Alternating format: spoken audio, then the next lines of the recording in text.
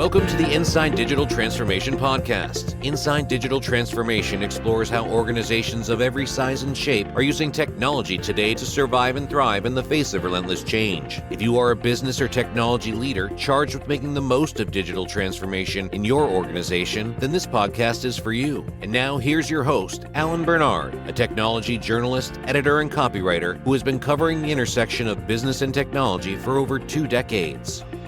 Hi everyone, thanks for tuning in. Today we're back with Brian Shea talking about cybersecurity and how it has evolved to become one of the greatest challenges facing every member of the C-suite, not just the CIO and IT.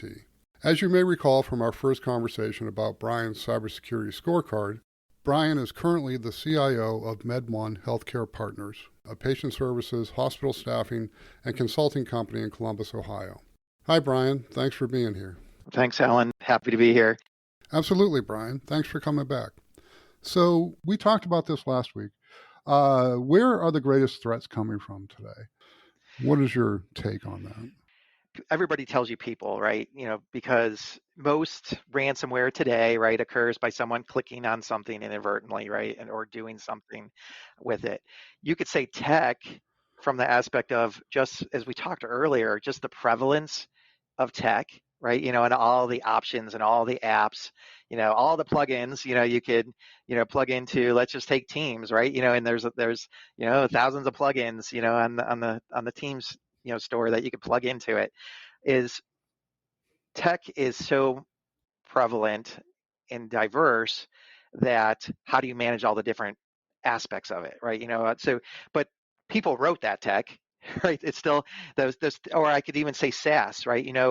People have made the transition to 100% cloud-based, or high percentages of being cloud-based, or in Azure or AWS, and then leveraging SaaS solutions.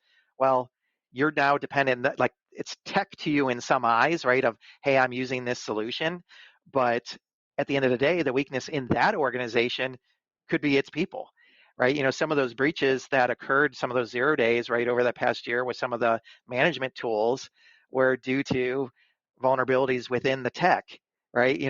That were oversights from the people, right? At those tech organizations, really, over time, right? So it comes back to, is it the chicken before the egg, kind of thing, conversation a little bit, right? But, I think people always have some aspect in it of the. I see what you're saying. So there's 2 examples I can think of off the top of my head. One is Heartbleed from a few years back. And the more recent one that's very similar, I think, in impact is Log4j.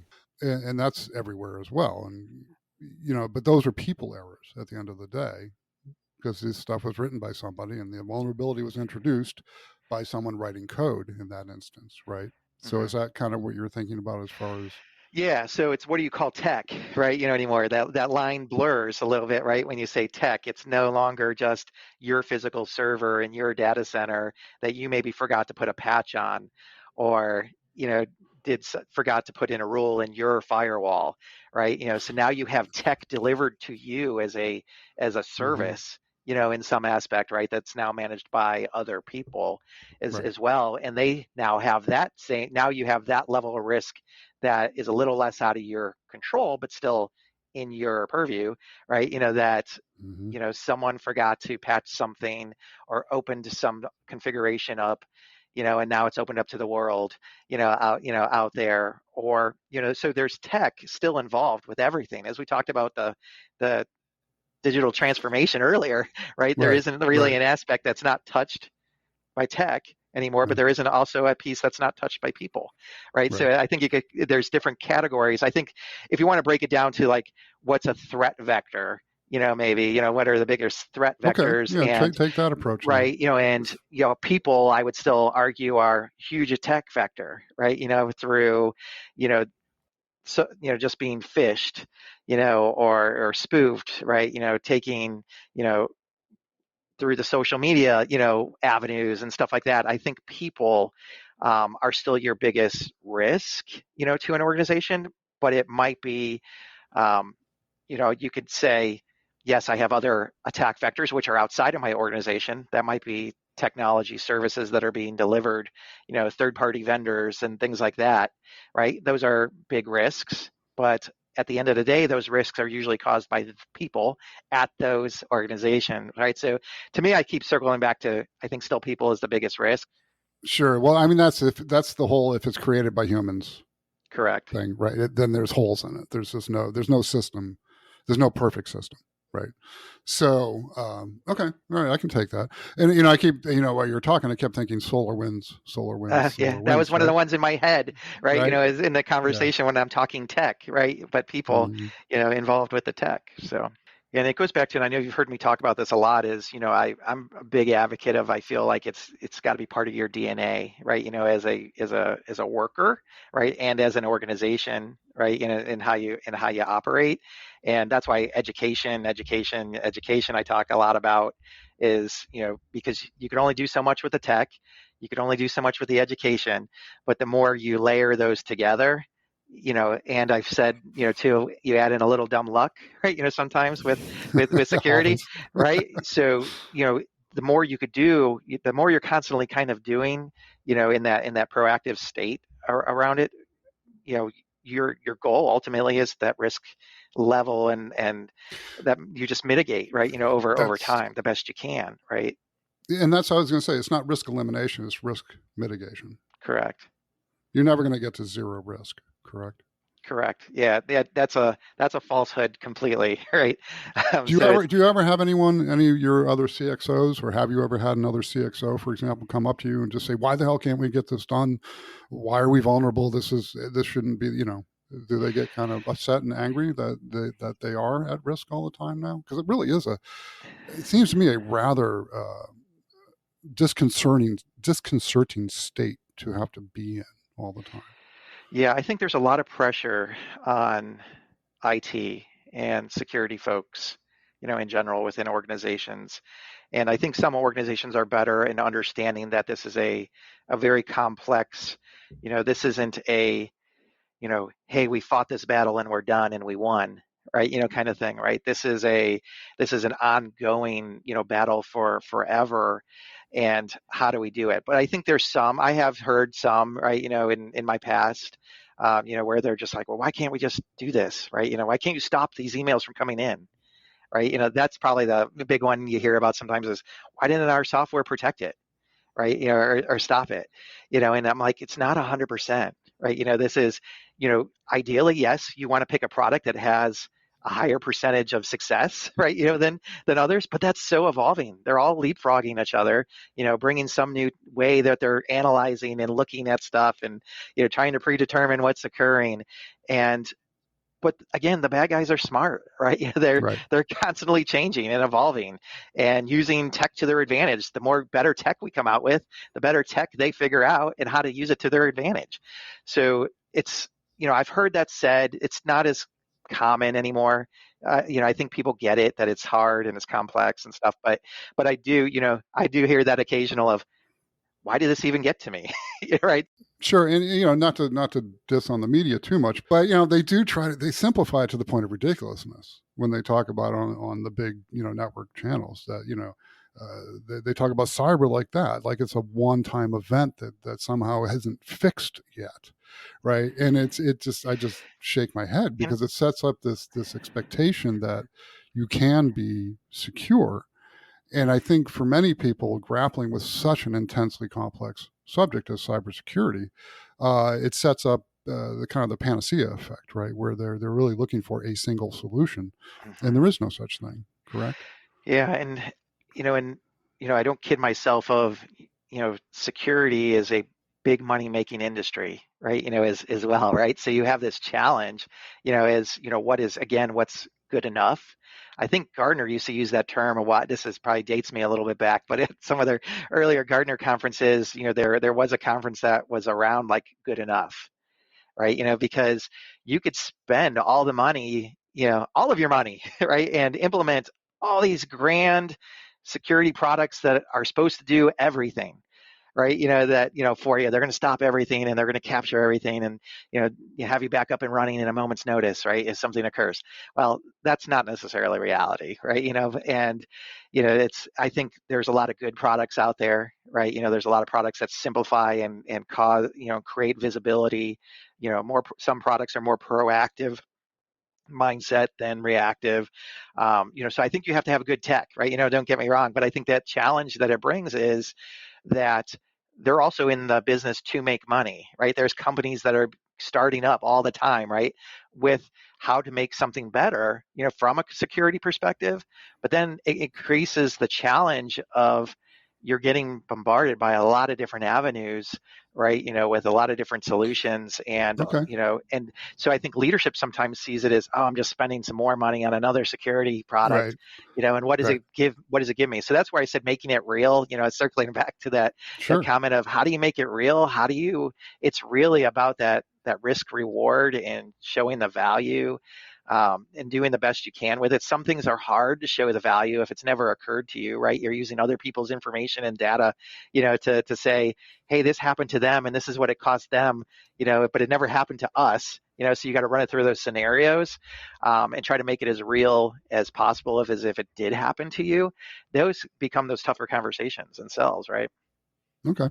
So that's actually a good segue, I think, into the talking about the idea of zero trust, right? It's the new big deal catchword. Google went to zero trust a few years ago.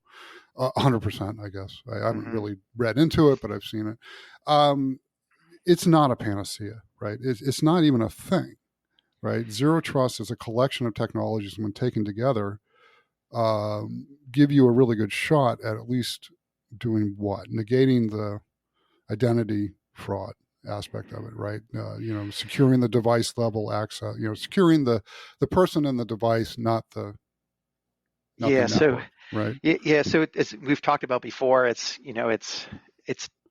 it definitely has its value and pluses and things like that on how you operate. I think with zero trust, it assumes breach, right? It takes it to a different level, right? With it, and it's all about, as you kind of already said, identity and access management is a key component, right? Of it.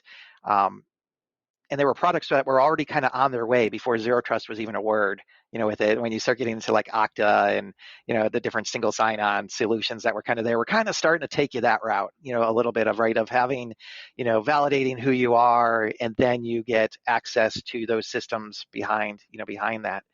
So But those systems themselves are protected by least privilege, right? And roles and right and that type of thing, which is all part of that. Because once you're in the network, there still has to be a zero trust framework in place to ensure you just don't have correct, access to correct. everything. Okay. Correct. Yeah. So where it starts getting more difficult, as we've talked about, right, is when you start getting into all these SaaS solutions that are available, out there, and maybe that's your access point, but there's some SaaS solutions then that aren't as easy, right, to protect and put in behind you, right, in the environment. It's just, I think, just the complexity of getting an organization completely there. It's almost like single sign-on to me, right? I think people stopped saying single sign-on and started saying sign-on simplification.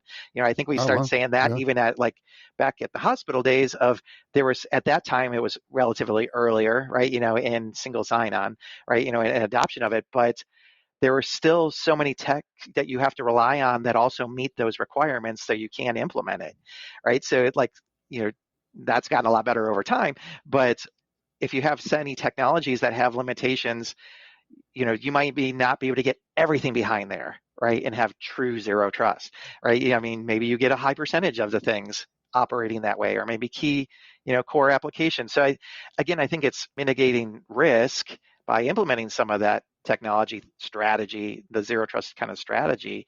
I think it's good from that aspect because it starts making you think about, okay, I don't care who you are, I need to know who you are, and then how I'm securing the access to the information, right? How do I validate who you are?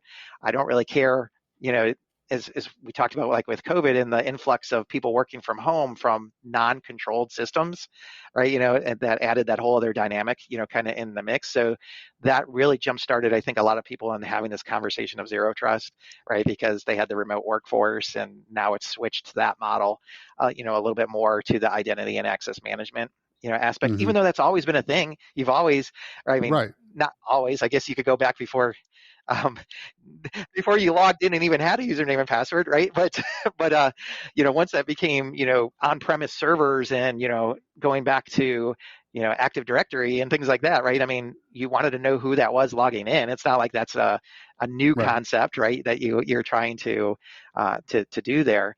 But I think it's more of, how do I manage this widespread workforce, and how do I do it in a way where I'm at least doing the due diligence of validating this is the right person I'm talking to. When you start getting to the device level and you could start validating, yep, that's the device associated to that person. I mean, you start closing that gap, right? For Mm-hmm. sure. So I think this true zero trust is a ways out, right? I think for companies to be fully adopted into that concept, I think there's definitely ones that are way further ahead than others in implementing that kind of identity and access management, and what applications and data you have access to, and then layering in, the other things. I think the balancing act, the things that I've read about it too, is that balancing act, right? You could over engineer, and then you basically take the ability for people to operate effectively, and start impacting that, right? So it always goes back to that balance, right, of good enough, and what can we do to make sure that we're minimizing risk, but we're not shutting down our business, on how people operate, right? So that's a thing I know with zero trust, of you could take it to the extreme, with it, and cause some ability for average businesses to operate, I think, right? I mean, if you're a tech company, and you're a security tech company, well, it's a lot easier to have that conversation and how you're leveraging those kind of things. But if you're, as you said, the landscaper down the street, implementing a zero trust technology stack is a hard thing to grasp, right? Right. And implement, if does it make sense for them, to operate. When I think this, it kind of goes back to the scorecard approach as well, because these two things can go hand in hand. Because in order to do zero trust effectively, you have to understand your risk and where is it, right? Mm-hmm. Because, like you said, the standing problem with cybersecurity, or making it work, is you can make it work 100%, but nobody can get anything done. You can And shut down access to every system, and then they're 100% secure. You can take them offline, you can air gap them, and but then no one can get to them, and what's the point, Yeah, and right? I've heard of, so I've heard some organizations talk about during COVID that are either remote workforce or global, where they've been, the criminals have actually come in and look like they're a valid employee, right? And they Yeah. get signed up Yep. as a contractor, maybe even, and then they get equipment even sent to them Mm-hmm. potentially, and you start bypassing all these, you start circumventing, all these things, and then they're already in, right? So they just completely blew by your tech stack because of process, potentially maybe related things, right? And zero trust doesn't mean anything, right? So there's, at that point, right, because you thought you were trusting them, right? Right. Who they were Yeah. as an And actually, individual, and well, sorry, I interviewed some guy the other day about deep fakes are being used to spoof voices and other things now, not just, facial Mhm. recognition stuff. And for that purpose is to, right, impersonate people with the credentials to be hired for a cybersecurity role or an IT admin role. Right. And then they're not that person, and they get hired on as that person, right? Because they're remote. And now we're in the situation you just described. Yeah, so I'm not advocating you shouldn't do zero trust. I think you No, should do no, zero no, I trust, know. right? Yeah. What I think what we're saying is there's holes in everything, Right. right? Again, going back to nothing is 100%, and that's, then you start getting the conversation of, again, how much do I spend and how far do I take it in these different avenues, right? As an organization, to minimize my risk, and I think that's, every organization has to answer that for themselves, right? At the end of the day. Yeah. The cost benefit analysis, right? What is the cost of doing nothing versus what is the cost of doing everything, right?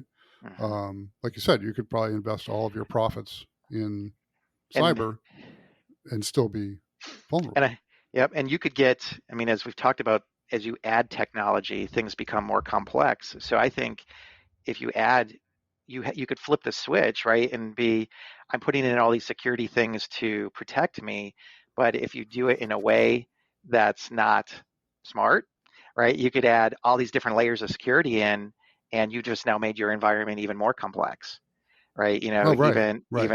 and then you have that layer of risk involved with that, right? So, and you're assuming the security tools don't have holes in them. So, there isn't any. yeah, and that brings up a good question. I think, that's the other thing you do hear, I think, from people sometimes, and, leadership on occasion, or even just users, is they see on the news that this organization got breached or hacked, the NSA or these government security agencies or whatever, and they're just like, hey, I'm that landscaper down the street.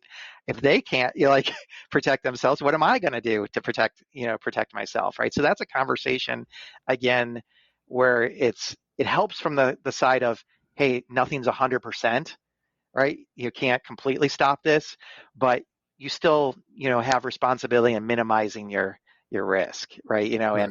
And so it doesn't mean don't do anything, but because you do hear some people take it to that extreme sometimes, right? Of, hey, this occurred to them and they have way more resources and things like that to throw at it. And what am I supposed to do, right? How am I going to prevent it, as a small to medium business?